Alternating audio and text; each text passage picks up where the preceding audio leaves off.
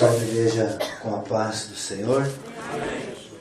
Convido a abrir sua Bíblia, Evangelho de Marcos, capítulo de número 11, a partir do versículo de número 12, onde temos uma palavra de Deus para meditar nessa noite.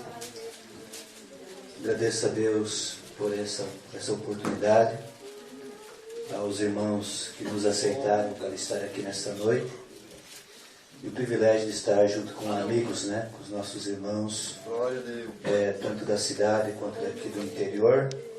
É a bondade de Deus nos dar esse privilégio para estar aqui para cultuar e adorar o nome de Jesus.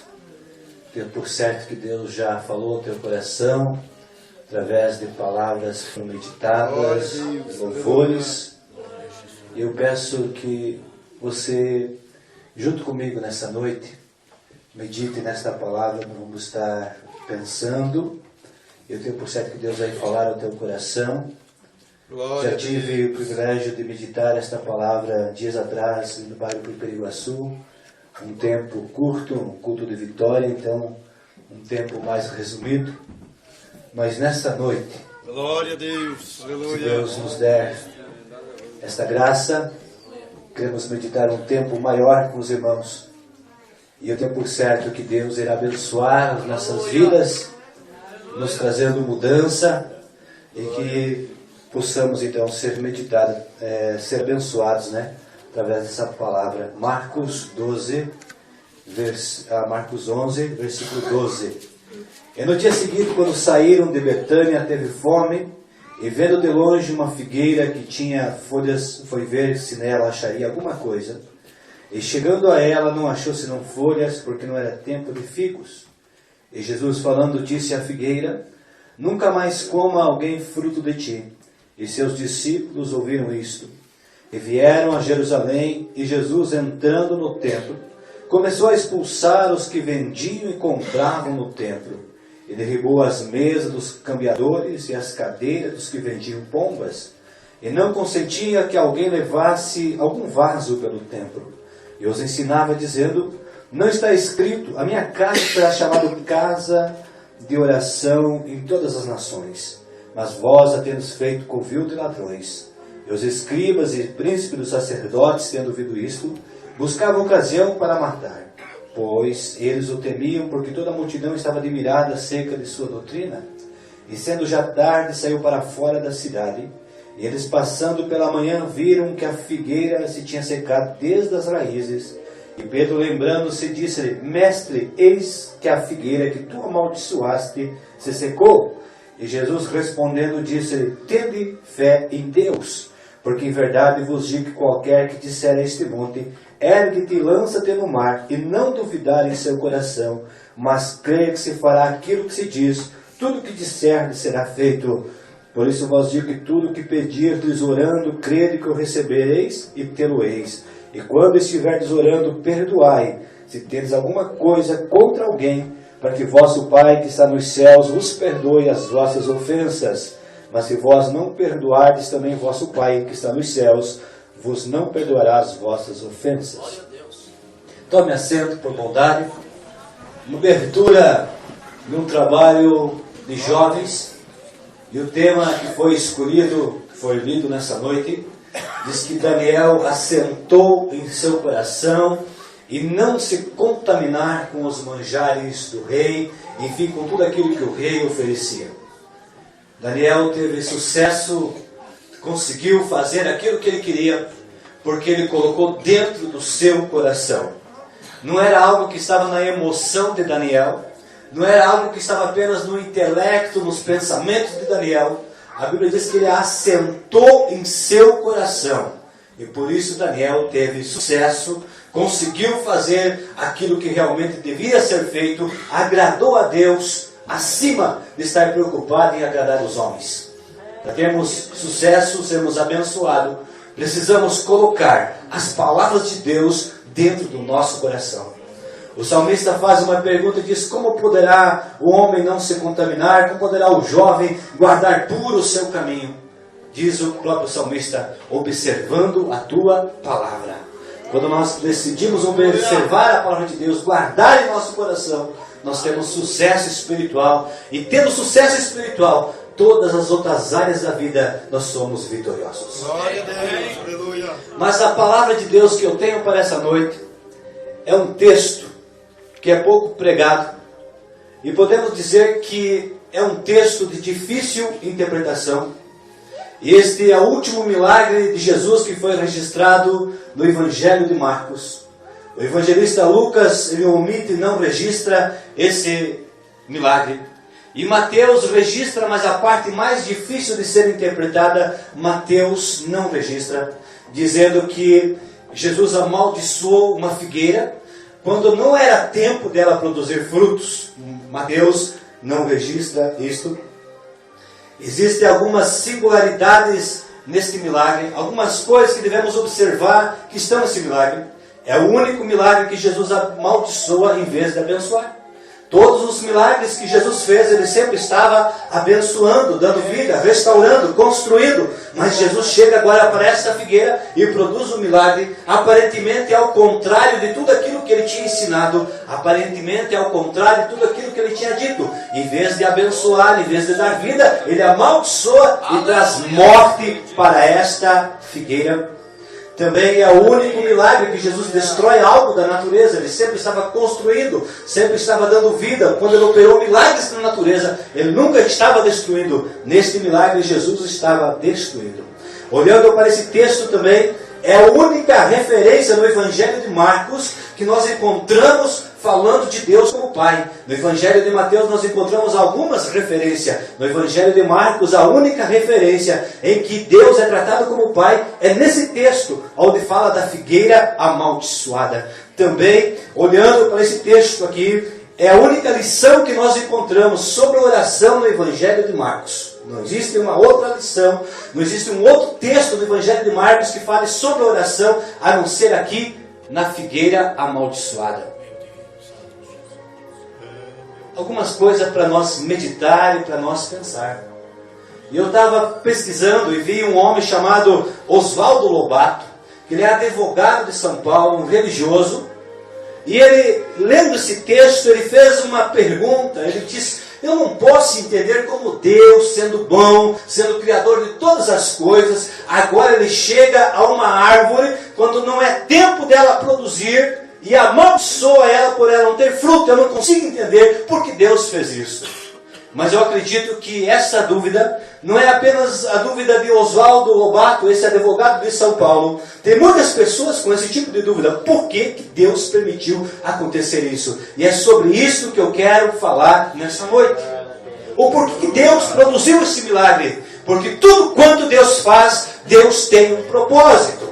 Aproveitando, quero dizer para você que por mais que você não entenda, não compreenda o que Deus permite na tua vida, por mais que você não entenda o que está acontecendo na tua vida, por mais que você não entenda as lutas, as dificuldades que estão vindo sobre a tua vida, eu quero lhe afirmar, segundo a palavra de Deus, que todas as coisas cooperam para o bem daqueles que amam a Deus. Deus não desistiu de você. Deus está trabalhando na tua vida. Mas algumas pessoas querendo explicar, querendo mostrar o porquê desta palavra, chegaram a algumas conclusões. Alguém disse que estava perto de Jesus ser crucificado. Então ele queria mostrar que ele teria poder se ele quisesse de matar os seus inimigos. Será que Jesus então, ele mata aquela figueira para mostrar que ele tem poder? Será que ele precisava disso? Todos os milagres que ele já tinha feito, já não tinha provado que ele tinha poder? E quando os homens chegaram para Jesus e falaram: Jesus, faça um milagre para que possamos crer que tu é filho de Deus. Ele não fez milagre. Não precisa disso. Não é preciso milagres para provar que Jesus é Deus. Glória a Deus. Porque o maior milagre ele já fez em nossas vidas. Deixando nós ser casa de Deus, morada de Deus.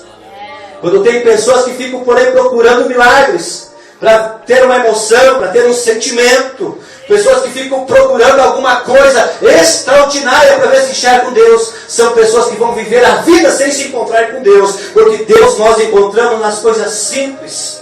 Pela manhã, quando você abre os teus olhos, quando você levanta pela manhã, você pode dar graças a Deus, porque as misericórdias do Senhor se renovam sobre a nossa vida. A cada manhã, as misericórdias de Deus se renovam sobre as nossas vidas. Quando você olha para o sorriso de uma criança, ali está o milagre de Deus. Quando você consegue se movimentar, andar, caminhar, se alimentar, é o milagre de Deus. Quando você chega na mesa e tem alimento sobre a mesa, é o milagre de Deus. Tudo é milagre de Deus. Porque Tiago já nos escreveu no capítulo 1, versículo 17, que todas as coisas boas, toda boa dádiva, vem do alto do Pai das luzes, em que não há mudança, nem sombra de variação. Tudo que tem de bom na tua vida, tudo que tem de bom no mundo, vem de Deus. É motivo de adorar a Deus, de agradecer a Deus, de exaltar a Deus, de reconhecer que Ele é digno de toda a honra, de toda a glória, de todo o louvor.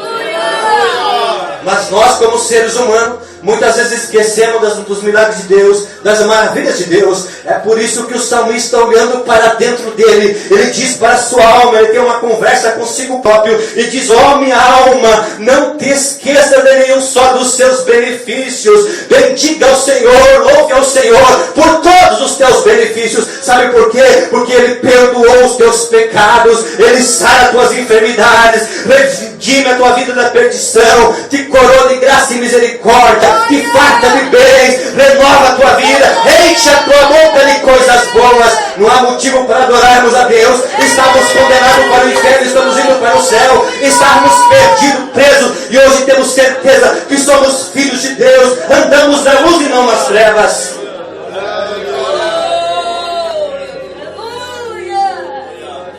Alguém querendo explicar o porquê que Jesus destruiu essa figueira, disser que Jesus estava com fome, então chegou lá na figueira, procurar alimento, não encontrou, e numa hora de ira, numa hora que ele se exaltou, ele acabou amaldiçoando a figueira. Você pode acreditar nisso?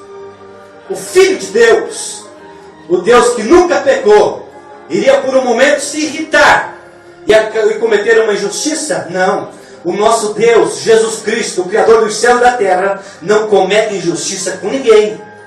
Então não foi isso. Essa explicação não pode ser verdadeira. E alguém faz uma pergunta: se Jesus tinha poder de matar a figueira com as suas palavras, por que Ele não usou este mesmo poder para fazer com que a figueira produzisse frutos? Não seria um milagre mais bonito? Chegou lá, a figueira estava sem fruto, e Ele poderia dizer: haja fruto. E existe fruto. Não foi assim lá no princípio? A Bíblia diz que o mundo foi criado, e foi criado pela palavra. E quando nós olhamos o Evangelho de João capítulo 1, diz que no princípio era o Verbo estava com Deus, a palavra era Deus, Jesus estava ali, foi criado por Jesus. Deus disse: haja luz, houve luz. Tudo que Deus diz, acontece. Aleluia, Jesus poderia ter dito: haja frutos, e teria acontecido. Mas não foi isso que Jesus fez. Alguém disse: mas olha, talvez Marcos se enganou. Não era a época de ter fruto, e só Marcos registrou que era que não tinha fruto. Certo? Era a época de ter fruto, e Marcos disse que não era a época de ter fruto. Foi um engano de Marcos. Alguém diz: não, mas foi uma lenda, é uma história que inventaram. Agora vamos meditar na palavra de Deus, e vamos ver que realmente não era a época de ter fruto. E Jesus amaldiçoou, porque Ele tinha uma razão, Ele tinha um motivo. Deus não faz nada sem ter uma razão, sem ter um motivo. Deus não comete injustiça. Olhando ainda para esse texto, nós podemos dizer que há pessoas que são como essa árvore, promissoras, sabe? Que você olha assim, tem tudo para produzir, tem tudo para ser uma pessoa bem crente, salvo em Jesus, um bom homem, uma pessoa certa. Você olha para ela e você vê qualidades nela, mas muitas vezes é só aparência. Olhando também para esse texto, nós podemos entender que Jesus estava ensinando sobre purificação. Porque quando você olha, Jesus chegou lá naquela figueira, olhou, parecia que tinha frutos, parecia que tinha tudo para ter fruto e não tinha fruto. E quando ele sai dali, ele entra no templo. E ele chega lá, está os religiosos, pensando que estão adorando a Deus, matando seus animais, oferecendo sacrifício. Estão lá dentro daquele templo com os seus sacerdotes, os cantores, os músicos, todos no templo, dizendo que estão adorando a Deus. E quando Jesus entra no templo, ele não encontra Deus. O povo não estava adorando a Deus. Estavam presos em rituais, em formas, em sacrifícios, em coisas que aparentemente era real, mas Deus não estava ali para receber os sacrifícios. Da mesma forma que aquela figueira parecia que tinha frutos, a nação de Israel parecia que era dirigida por Deus, mas não era dirigida por Deus. Mas o porquê que Jesus amaldiçoou a figueira? O porquê que Deus olhou para aquela árvore e disse, nunca mais haja fruto em ti? Sabe por quê? Porque a figueira, ela vai produzir o seu fruto no mês de julho a agosto. E quando Jesus passou por aquela terra, ele passou no mês de março. Então todas as árvores naquela região, todos os pés de figueira daquela região estavam sem folhas, porque não era a época de ter folhas. Havia uma única árvore que tinha folhas. E a figueira é uma árvore diferente das outras. Antes dela produzir folhas, ela produz frutos. É uma árvore que antes de mostrar aparência, ela vai produzindo o alimento. Antes de mostrarmos folha, antes de mostrarmos nossa religiosidade, devemos mostrar frutos. Mas tem muitas pessoas que estão enganadas, estão presas em mostrar folhas, em mostrar religiosidade, mas não têm frutos. Estão preocupadas em mostrar que são cristãos no meio da igreja, no meio dos cristãos, entre os cristãos. Mas quando Deus olha para o seu coração, não há fruto. Olhando para esta palavra, a nação de Israel estava desse jeito, cheia de folhas. Parecia que era a única religião, era o único povo, o povo de Israel, que conheciam a Deus, que adoravam a Deus. Mas Jesus chegou lá e disse, não é só folha, é só aparência. E da mesma forma que Jesus chegou para aquela árvore enganosa, aquela árvore que estava produzindo folhas antes do tempo e não tinha fruto, era uma hipocrisia vegetal. Era uma árvore que estava enganando os que passavam pelo caminho. Jesus chegou até ela para averiguar, para ver se havia fruto. Estava dizendo que tinha fruto. Vamos ver se é verdade. Jesus foi e conferiu. E quando viu que era mentira, o juízo caiu sobre aquela árvore. Quando olhamos para Jesus, Jesus se encontrou com prostitutas e Jesus as amou, perdoou, concedeu graça, concedeu misericórdia. Jesus encontrou com pessoas que eram rejeitadas pela sociedade e Jesus concedeu graça, concedeu misericórdia sobre a vida delas.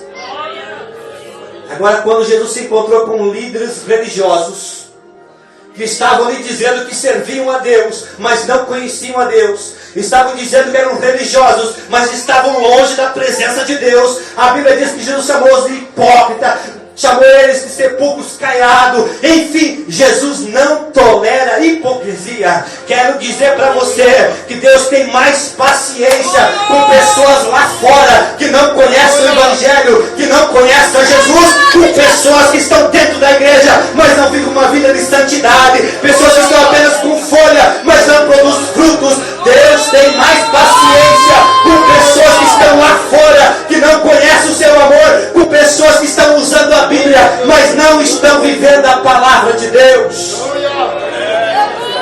É algo sério, é algo para pensarmos. Se somos cristãos, temos que ser cristãos de verdade. Se estamos na igreja, estamos para adorar a Deus. Se estamos aqui, estamos para ser luz, porque Jesus nos chamou para ser luz, para ser sal, para fazer a diferença. Não é tempo de brincar, não é tempo de perdermos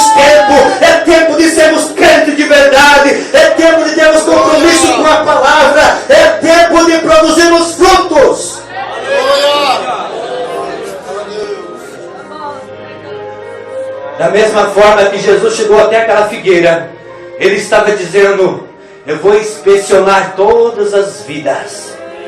Tem muitas pessoas aí fora que não querem mais ser crente por causa do erro de alguém que falhou. Estão errados eles? Estão errados sim. Porque eles não entendem que chegará o dia que Deus chamará um por um para prestar conta das suas obras. Eu quero dizer que a igreja de Deus é santa.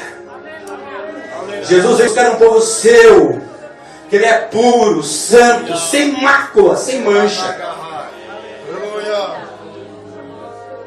Enquanto estamos aqui, nós podemos nos esconder na religiosidade. Quando participamos do ato da Santa Ceia, o que é ensinado lá? Examine-se, pois, o homem a si próprio, para que ele não seja condenado junto com o mundo. É a graça de Deus, é a misericórdia de Deus sobre as nossas vidas.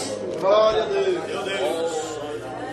Tem um outro texto que é parecido com esse da figueira, que está em 2 Timóteo capítulo 3, versículo 5, que diz: tendo aparência de piedade, mas negando o poder.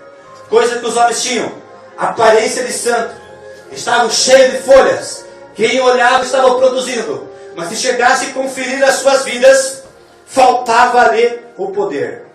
E quando nós olhamos para 2 Timóteo capítulo 3, onde sabe, porém, que nos últimos dias sobrevirão tempos difíceis, tempos trabalhosos. Sabe por quê? Porque os homens serão amantes de si mesmos, serão soberbos, serão ingratos, desobedientes a pais e mães, sem afeição natural, irreconciliáveis, caluniadores, mais amigos dos eleitos do que amigos de Deus.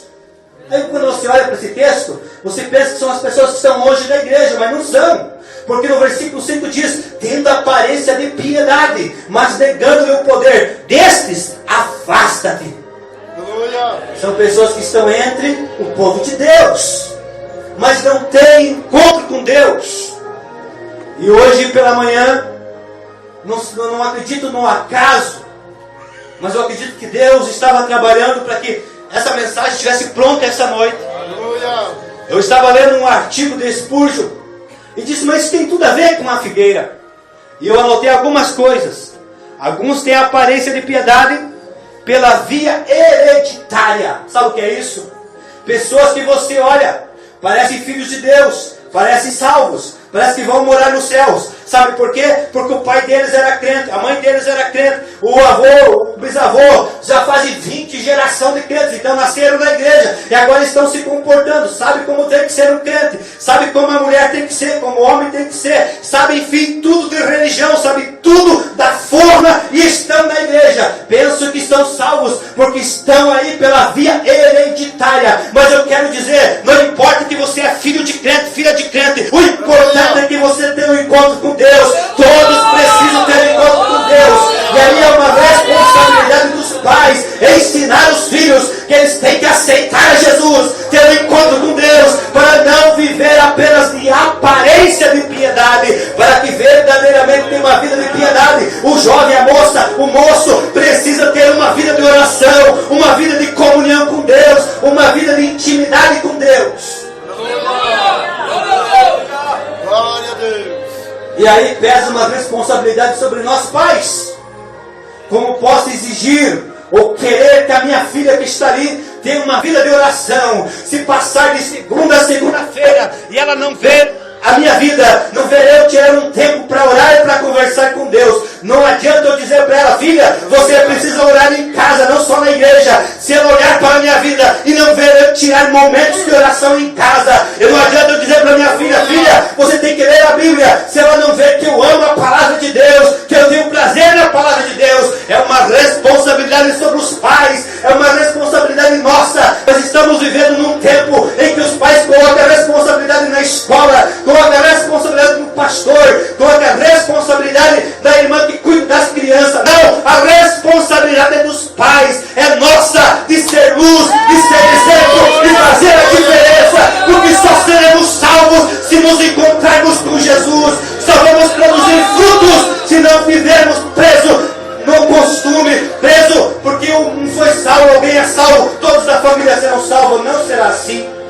Chegará o dia que Jesus vai voltar para buscar o seu povo. Não se a mãe era de oração, se o pai era de oração, se o filho não tem comunhão com Deus, não teve um encontro com Deus, ele vai ficar. O pai e a mãe vai subir e o filho vai ficar. E como será para você, pai, chegar nos céus e saber que teus filhos ficaram aqui na terra, não entraram diante de Deus? Ah, meu Deus. Aparência de piedade pela via hereditária não funciona. Evangelho de João, capítulo 1, versículo 13. Os quais não nasceram do sangue, nem da vontade da carne, nem da vontade do homem, mas de Deus. Isso diz que não é geração. Não é. Não é porque foi gerado pelo pai, pela mãe, que vai ser uma pessoa boa. Fala, tem que ter regeneração. Vocês sabem de quem era filho Esaú? Era filho de Isaac. Era irmão de Jacó. Tinha tudo para dar certo. Mas ele não era salvo. Não tinha compromisso com Deus. Sabe de quem era filho Ismael? Era filho de Abraão, irmão de Isaac. O filho da promessa. Mas nem por isso Ismael recebeu a promessa de Deus sobre a sua vida. Sabe de quem era filho de Absalão? Filho de Davi. O homem segundo o coração de Deus. Mas Absalão, a Bíblia diz que da planta dos seus pés até os seus cabelos, não havia em Israel um homem mais bonito, mais formoso do que ele. Porém o coração dele era corrompido. Não importa de quem você é filho. Não importa de quem você é. Alguém da tua família que tem um encontro com Deus. Não importa. O importante é você ter um encontro com Deus. Uma outra coisa que faz com que as pessoas só tenham folhas e não tenham fruto é quando as pessoas vêm para a igreja por causa de relacionamentos. Existe caso do moço que não teve encontro com Jesus.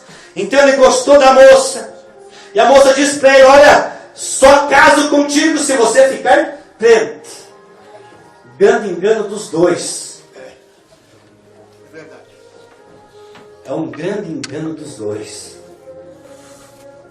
Porque vir até Jesus por causa desses sentimentos não traz salvação para ninguém.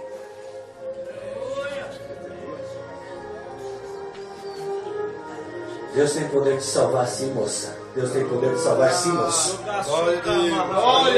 Mas a Bíblia diz que não é para nós nos envolver com um jugo desigual. Deixa Deus dirigir a tua vida, Deus dirigir a tua casa. Deixa Deus cuidar do teu futuro, cuidar do teu amanhã. Para que nós não sejamos pessoas apenas de folhas sem fruto.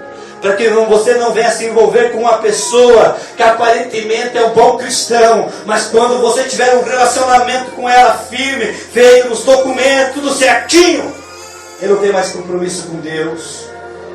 Quantas mulheres sofrendo, principalmente mulheres, porque se enganaram.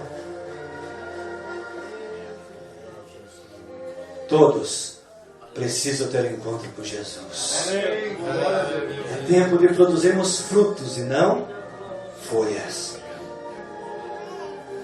Teve outros que aparentam piedade porque foram influenciados por um amigo, por alguém, e na época que estamos vivendo, ser cristão virou moda. Sabe?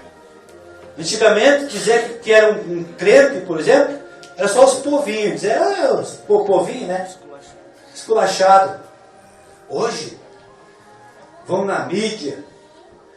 O cara vendeu um CD até quando pôde, agora não consegue mais vender as suas músicas. Então, fazer uma música gospel, uma música evangélica. Aí ele vende e os bobos compram tudo. E leva para casa. Tem compromisso com Deus nada, só aparência, só folha. E você leva e diz, esse é um adorador de Deus. Hoje ficou moda, é moda isso. E as pessoas vão atrás, vão para a igreja. Quando nós olhamos para o Evangelho de João capítulo 6, tinha os que seguiam a Jesus só pelo pão. Jesus dizia, vocês me seguem pelo pão. Você não tem outro objetivo. Tinha outros que seguiam a Jesus por posição, por reino. E hoje não é diferente. Tem pessoas que sabem que se for crente, serão respeitados. Então vamos lá se enfiar nesse povo.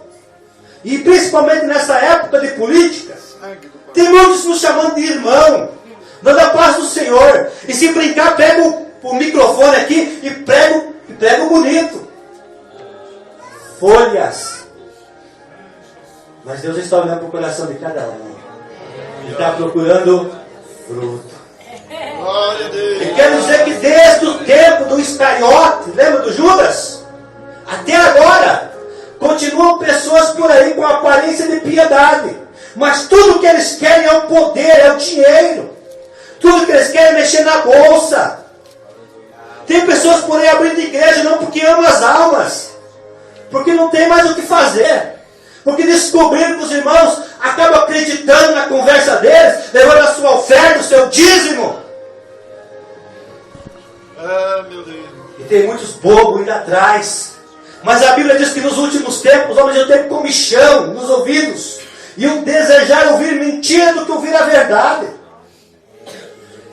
Se pregar aqui, em qualquer lugar que pregue, um milagre instantâneo, o povo vem em massa.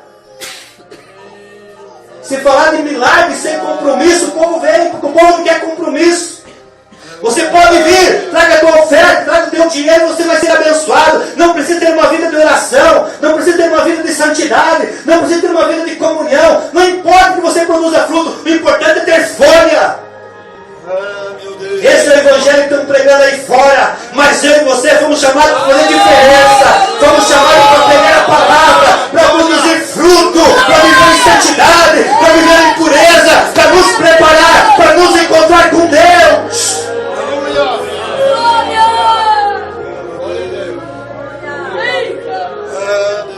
Quando olhamos para o livro de 2 Crônicas, capítulo 12, a partir do versículo 9 ao 10, melhor que até o 11, diz a história que Sisaque, o rei do Egito, entrou em Judá e roubou todos os tesouros da casa de Deus lá no templo, e levou os escudos de ouro que Salomão tinha feito, levou embora.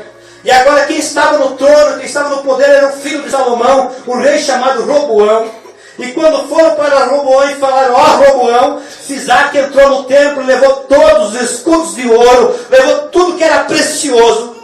O Roboão disse: não tem problema, vamos fazer escudo de bronze, vamos polir bem polido, ele vai ficar parecido com o ouro. E todas as vezes que eu entrar no templo, todas as vezes que eu chegar em Jerusalém, todas as vezes que eu entrar no palácio, os soldados vão colocar aquele escudo de bronze bem reluzente, e o povo nem vai ver que nós fomos roubados. Vamos colocar os de bronze, está resolvido o problema. Tem muita gente assim. Há muito tempo o ouro foi embora. A glória de Deus já foi embora da vida dele, da vida dela. Mas continua carregando escudo de bronze.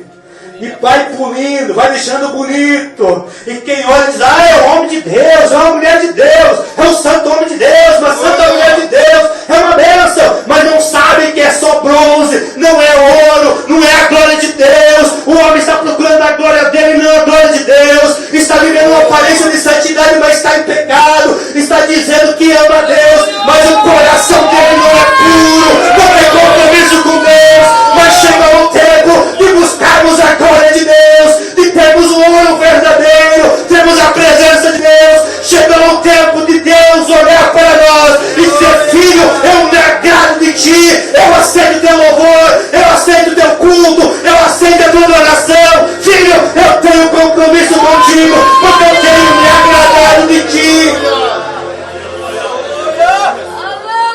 Ser bronze pode enganar o homem, mas quando Jesus chega, está tudo errado. Tem um monte de gente aí falando de Jesus, mas estão negando a divindade dele. Estão falando de Jesus, dizendo que ele era um bom homem, um bom mestre, um senhor, qualquer coisa parecida. Tem gente que diz que ele era até Deus, mas ele era um Deus criado. Falam de Deus, falam de Jesus, mas negam a divindade dele.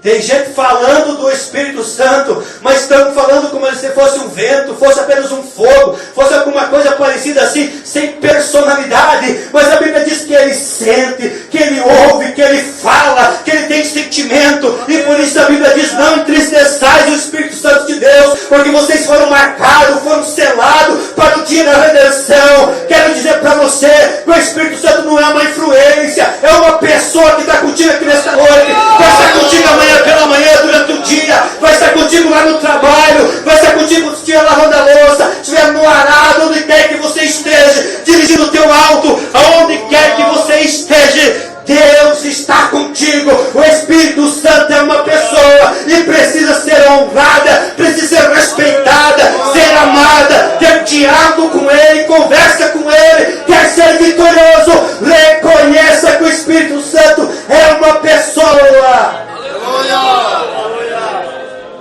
Tem gente até mesmo ensinando a Bíblia, a palavra de Deus por aí, mas estão dizendo: olha, a Bíblia, ela não é a palavra de Deus, ela só contém a palavra de Deus. São homens que se dizem evangélicos, pastores, e muitas vezes se infiltram em nosso meio. Não faz muito tempo que veio aqui em Barracão e começou a dizer para o povo: levante a Bíblia e diga: a Bíblia não é a palavra de Deus, só contém a palavra de Deus. É um falso profeta, é um filho de Satanás, porque a Bíblia é a palavra de Deus, é a palavra que alimenta, é o alimento que sustenta, é o pão que mata a tua fome. Mas são pessoas que estão apenas com folha e não têm fruto.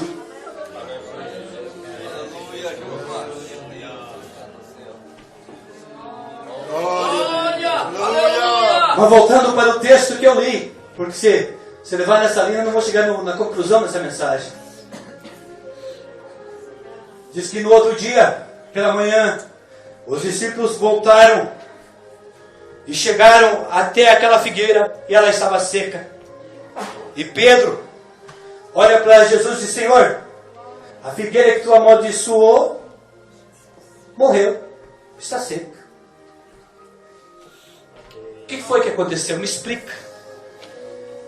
Aí Jesus começa a falar sobre fé, sobre oração e sobre perdão. Como que Jesus vai querer explicar o que ele fez, falando de fé, de oração e de perdão, se ele passa por ali, ele não faz uma oração, ele só dá uma sentença, ele só faz uma declaração: nunca mais nasça fruto de ti. Ele não fez oração. Ele também não precisava de fé, porque o poder veio sobre ele. Por que Jesus fala sobre fé, sobre oração e sobre perdão, se ele não perdoou a figueira? A figueira morreu.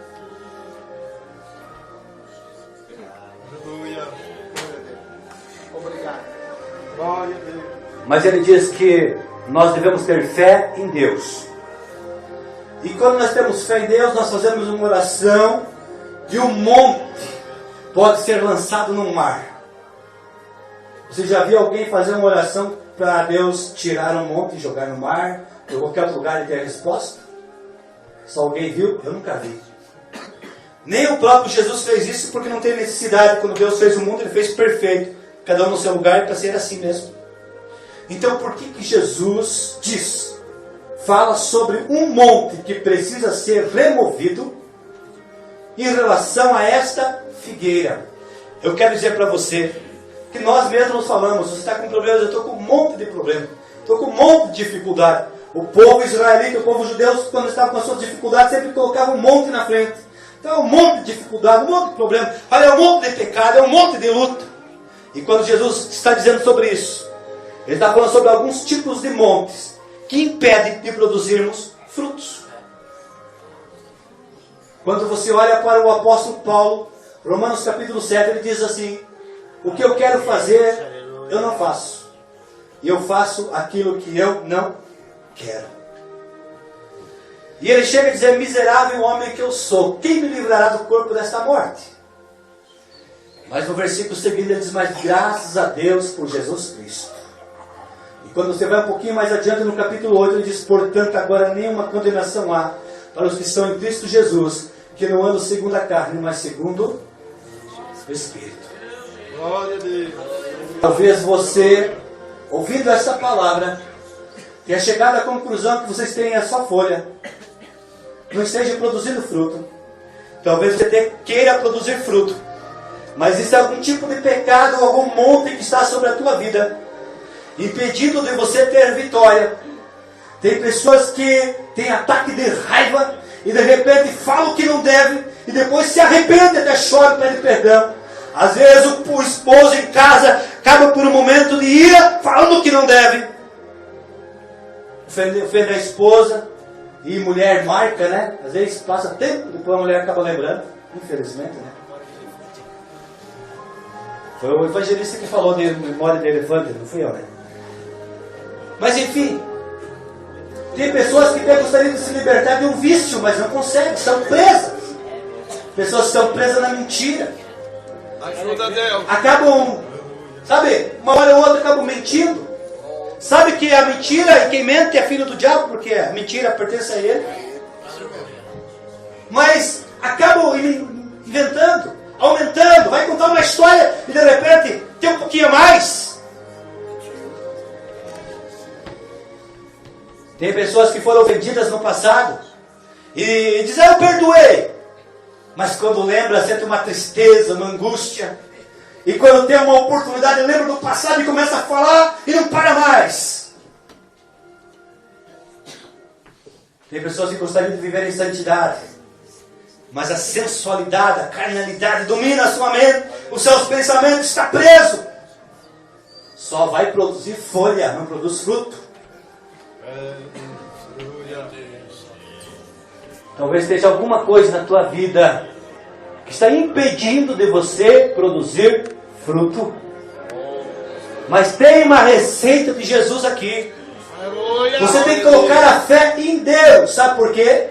Porque colocar a fé na fé não vai resolver nada. Se você fizer um voto, dizer nessa noite, a partir de hoje, a partir de agora, nunca mais vou ter pensamentos impuros. A partir de hoje será diferente. Vou ter vida de oração, comunhão com Deus. Mas se você fizer esse voto, pensando que você pode, que você determinou, quero te dizer que talvez nem seja amanhã. Nessa noite você já peque antes de sair do tempo. Agora quando você coloca a tua fé em Deus, diz, Deus, Tu conheces o meu coração, Tu sabe as falhas que existem nele, os erros que existem nele, mas eu estou colocando a minha fé em Ti, Senhor, porque o Senhor tem poder de purificar, o Senhor tem poder de santificar, o Senhor tem poder de me fortalecer, de me dar graça, o Senhor tem poder de me animar, de me fazer nova criatura, de transformar a minha vida. Aleluia! O Senhor tem poder de mudar. Graças a Deus. Ouvimos o hino cantado aí pelo irmão Erno e irmã Rose, falando de mudança, lá do tempo do passado, mudou a nova vida. Sim, Deus faz isso e continua fazendo, e nós somos testemunhas, mas eu quero dizer que todo dia Deus está mudando, Ele continua mudando, Ele não parou de mudar. Eu quero ser melhor no ano que vem do que sou hoje, e eu tenho certeza que hoje eu sou melhor do que eu era no ano passado. Eu quero melhorar, eu quero progredir, eu quero viver em santidade, eu quero viver em mudança de vida, eu quero que Deus trabalhe na minha vida. Você quer isso na tua vida? O Espírito Santo está aqui nessa noite para te dar força. Se você colocar a fé em Deus, Deus te dará força. Amém. Você coloca a tua fé em Deus e você passa a ter vida de oração, vida de comunhão com Deus, porque fé fala de confiança, oração fala de intimidade, de comunhão com Deus. Se a tua fé está em Deus e você tem comunhão com Deus, tem uma vida de oração, você vai vencer. Você erra hoje, mas continua pedindo perdão, misericórdia. Se vai para a palavra de Deus, se alimenta da palavra de Deus, Deus te fortalece. Aleluia. Eu quero dizer para você que Deus não se cansa de te perdoar. E muitas pessoas sabendo disso, não, Deus não se cansa de perdoar. Então eu vou continuar errando e Deus vai me perdoando. Mas eu quero dizer para você, Deus não se cansa de perdoar, mas o homem cansa de pedir perdão. Porque se o homem continua na prática do pecado, chega uma hora e ele diz, não adianta, não tem mais jeito para mim. E ele acaba desistindo, ele acaba indo para trás e acaba perdendo a salvação. Então não perca a oportunidade. Talvez você erre, talvez você fale, mas dentro do teu coração tem que ter o desejo, eu não me contaminarei com os manjares do rei, eu não vou me contaminar com o pecado, eu preciso de libertação, eu preciso da graça de Deus, eu preciso de santidade, eu preciso de poder, eu não quero viver no bronze, eu quero ter o ouro, eu quero ter a glória de Deus. Glória a Deus.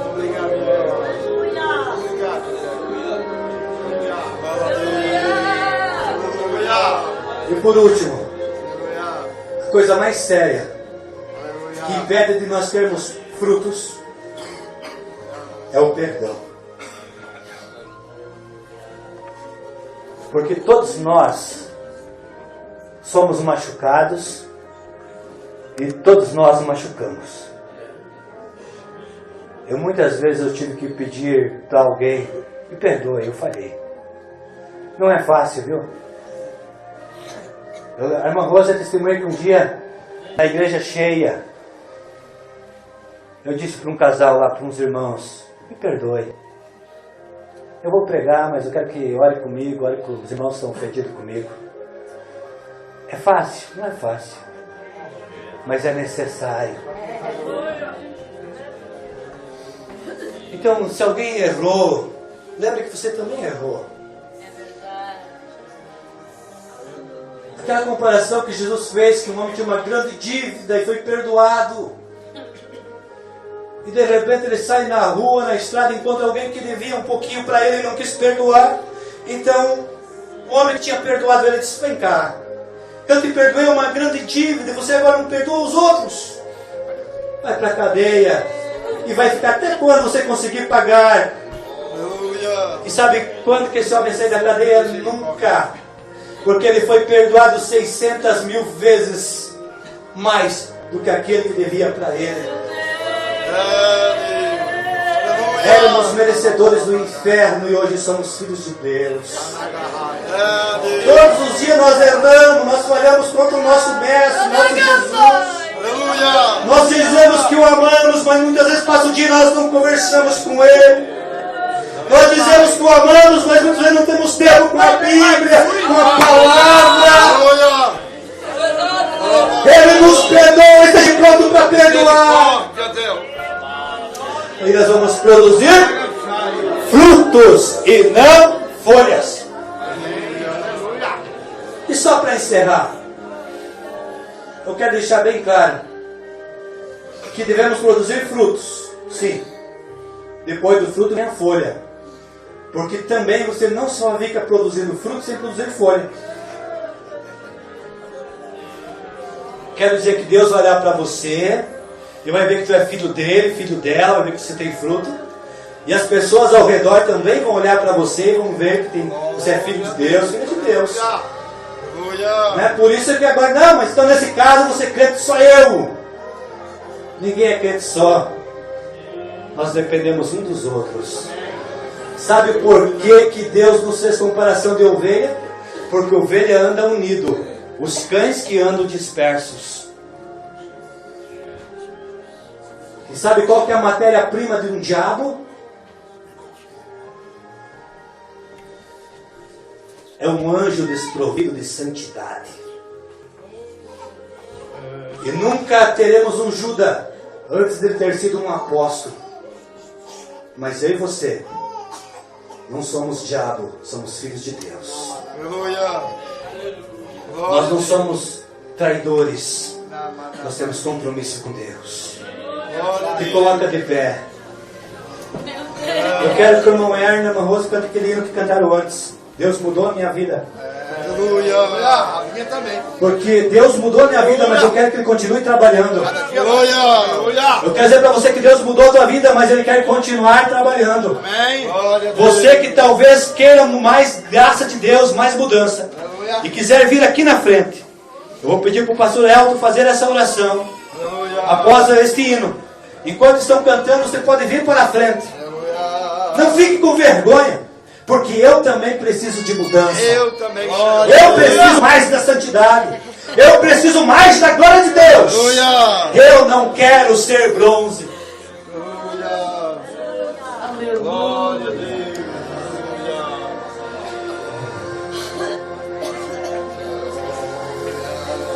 Aleluia.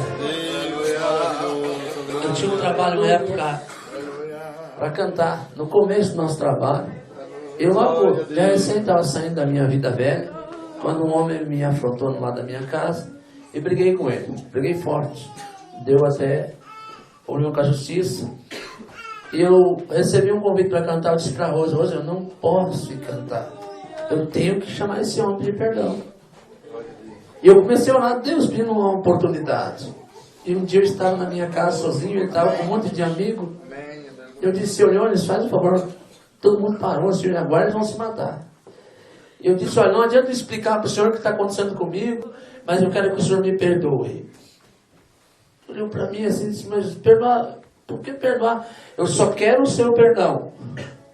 Não foi fácil para mim. Porque eu queria ir morar no céu e quero, e o desejo da minha alma é esse. E a palavra de Deus hoje vem ao encontro de mim. E faz 3 dias que eu digo para Rosa: eu preciso falar com o meu pastor. E hoje de novo Deus falou comigo. E a Rosa fica toda doida: mas para que tu quer falar com o pastor? Eu preciso. Quem quer ir morar no céu tem que renunciar a si próprio. Quem quer a salvação da alma tem que tentar produzir frutos de arrependimento.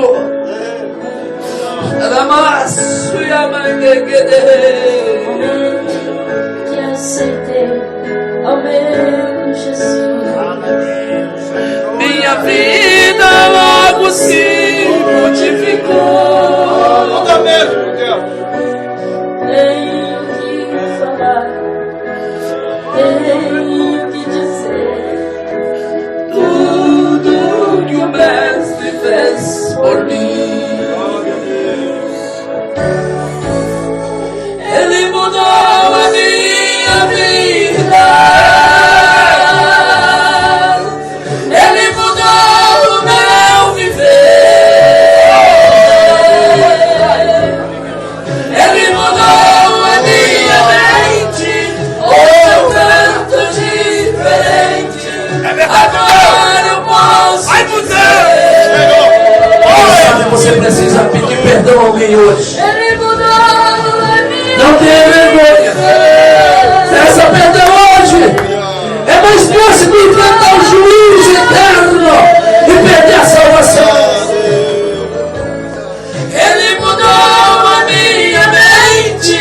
Hoje eu canto diferente. Agora Vai mudar meus corações, Deus. Muda. Transforma.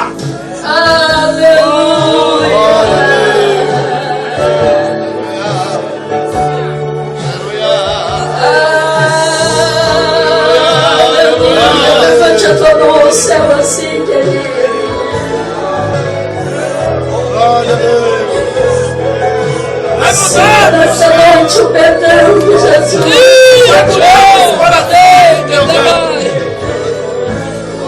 Se tu está triste, perdido, sofrendo como um mendigo, vem agora pra Jesus. Ele quer te dar a luz. Jesus é o nosso Senhor. Vai mudando. Ele mudou a minha vida. Ele mudou o meu viver. Ele mudou a minha mente. Hoje eu canto diferente. Agora eu posso dizer. Ele mudou a minha vida. É verdade, Deus. Ele mudou o meu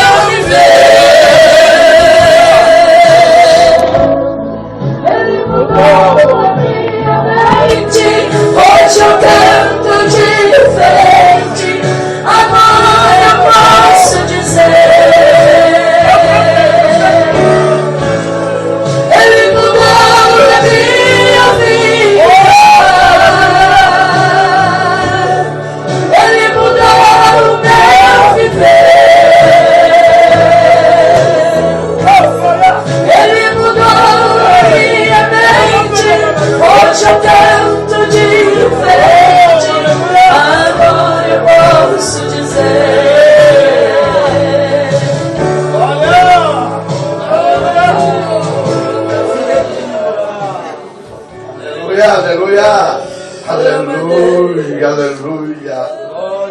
Aleluia. Deus tem falado nesta noite. Deus tem usado o pregador nesta noite com uma palavra tremenda para a nossa vida. E este hino vem dizer que ele mudou. Porque se eu disser para a irmã Rose, eu digo, Deus, eu te amo, Deus, e não amar a irmã Rose, eu não vou para o céu, eu não vou. Eu tenho que amar. Eu tenho que amar, aleluia. Eu tenho que perdoar. E só Deus pode mudar o nosso coração. Só Deus. Nós podemos viver de aparência. Posição não dá salvação. Eu sou diácono, eu sou presbítero, eu sou pastor. Deus está falando nesta noite, comigo e contigo. Temos que ter mudança no coração. Vida sendo transformada, vida sendo perdoada. E o Senhor quer perdoar. Ele quer perdoar eu e você. Só Ele pode mudar a nossa vida. Eu quero orar por você nesta noite. Mas se eu for lá na frente, alguém vai me ver. Eu sou dirigente. Não.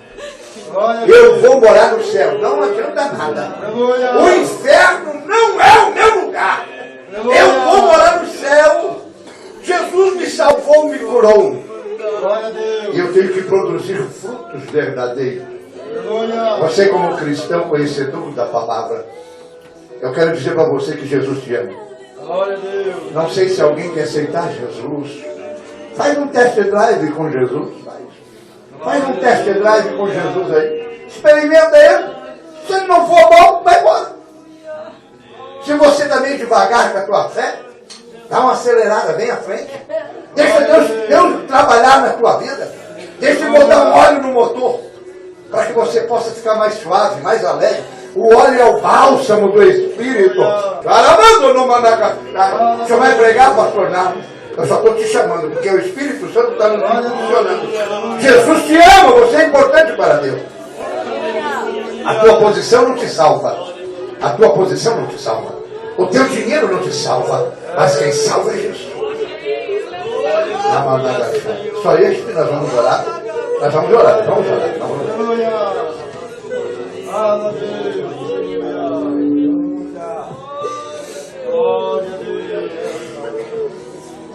Ei, se você diz que ama a Deus que não vê e não ama o teu irmão, está perdendo tempo. Nesta noite, eu amo você mesmo, Valquíria. Eu amo você, Lucas. Eu amo você, Lucas. Eu amo você, meu Claudinei. Aleluia. 3 anos já, hein? Não é fácil de aturar. Mas nós temos que amar uns aos outros para morar no céu. Senão é mentira aquilo que nós estamos vivendo. Deus usou um pregador, só folha. Parece. Conhece Denorex? Aquela propaganda que dava na televisão? Denorex. Parece, mas não é. Tem que ser Denorex. Se não for, deixa o Espírito Santo trabalhar na tua vida nesta noite. Ele te ama, Ele te ama. A melhor oração é amar. A melhor oração é amar. Deus, se não sabe, olha nesta noite para cada vida.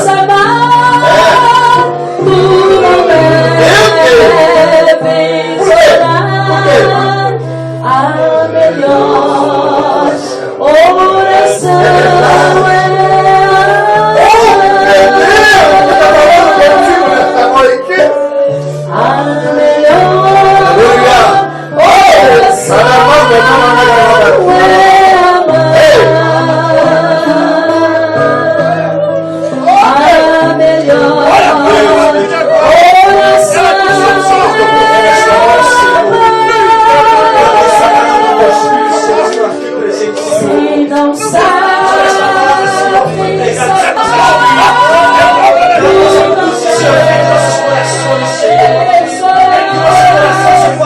Aleluia.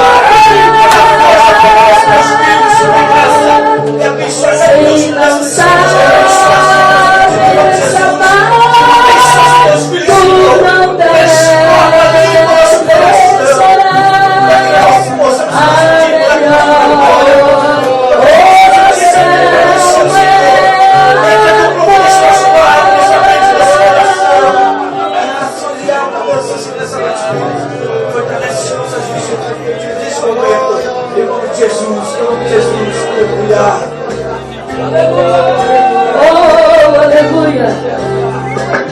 Vaso jogado no mundo sem valor. Um vaso cheio de pecado, vazio de Deus. Um vaso louco, santo, porém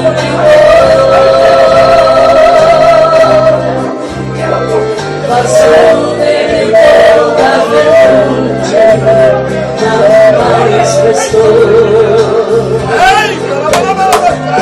Vaso que era uma bênção, perdeu a prudência, então fracassou. Vaso tão cheio de graça, brilhou para o mundo e o pecado entrou. Hoje perdeu a aparência, pois é consequência do que praticou. O efeito do triste pecado, mas a abençoada e tristeza ficou.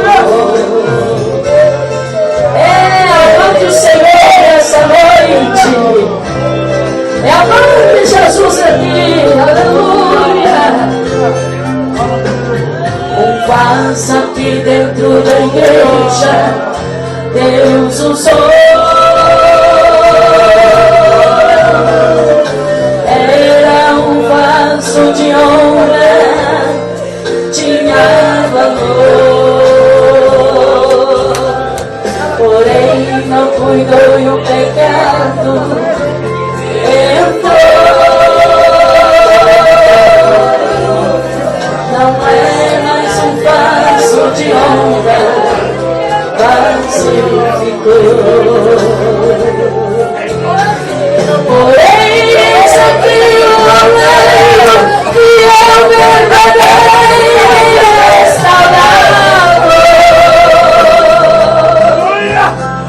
Transforma o vaso estragado, que está jogado sem nenhum valor. Quebra e amassa de novo, faz um vaso novo e é muito valor. Então o vaso é restaurado, é muito usado nas mãos do Senhor. Cante comigo, esse último estrofe. Porém, eis aqui o oleiro, fiel, verdadeiro e restaurado. O que ele faz? Transforma um vaso estragado, que está jogado sem nenhum valor. O que o oleiro faz?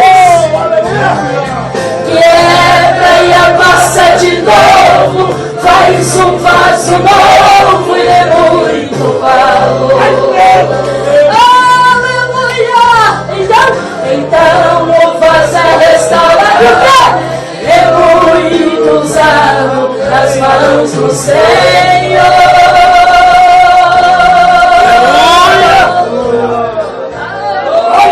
Glória a Deus. Os irmãos podem tomar a Aleluia. Aleluia. Senão a irmã não senta, né, velho? Glória a Deus. Aleluia. Põe ali no Isso, cantinho, irmãos. lá no cantinho. Aleluia. Somente o começo hoje, né? Aleluia! Aleluia. Glória a Deus. Os irmãos estão felizes aqui nessa noite? Amém. Glória a Deus. Glória. Aleluia.